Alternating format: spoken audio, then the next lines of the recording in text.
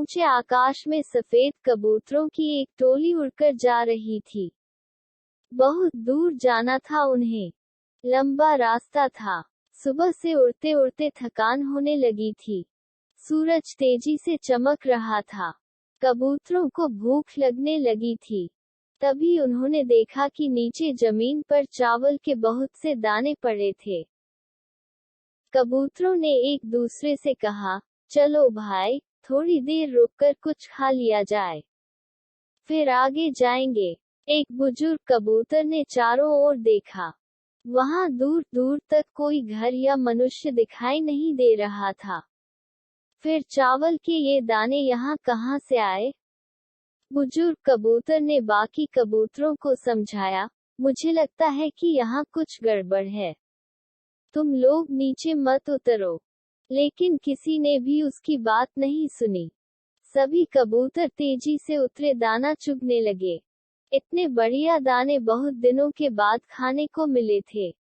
वे बहुत खुश थे। जब सभी ने भरपेट खा लिया तो बोले, चलो भाई, अब आगे चला जाए। लेकिन ये क्या? जब उन्होंने उड़ने की कोशिश की तो उड़ ही नहीं पाए।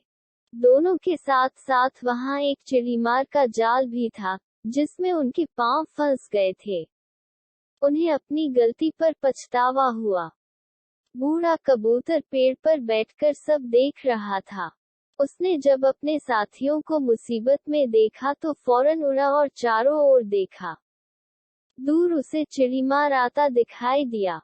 वह फौरन लौटा और अपने साथियों को बताया। सब वहां से निकलने का उपाय सोचने लगे।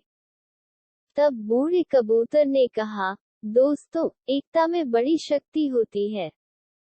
सब एक साथ उड़ोगे तो जाल तुम्हें रोक नहीं पाएगा। उसने गिना, 1 2 3, उड़ो।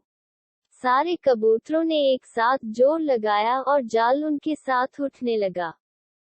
जब तक चिड़ीमार वहां पहुंचा, तब तक जाल काफी ऊपर उठ चुका था। वह देखता ही रह गया और कबूतर जाल लेकर उड़ गए। बूढ़ा कबूतर सबसे आगे उड़ रहा था।